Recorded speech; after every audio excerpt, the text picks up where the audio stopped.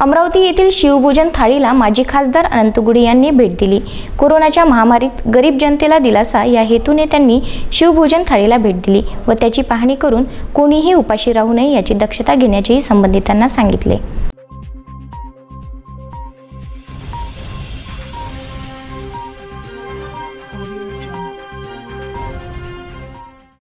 दिनांक 22 मार्च पासून देशात लॉकडाऊन असल्याने अनेक गोरगरीब कुटुंबाचा उदरनिर्वाहाचा प्रश्न निर्माण झाला आहे।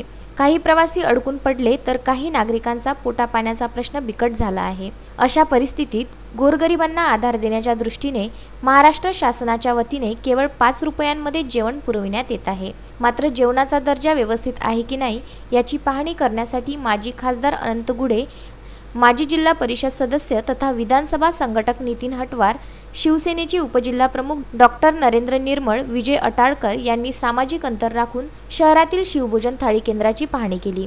जेवणाचा दर्जा स्वतः तपासून नागरिक उपाशी राहणार नाहीत याची दक्षता सुद्धा घेण्यात आली। सोबतच या संदर्भातील ॲपची सुद्धा पाहणी करण्यात आली।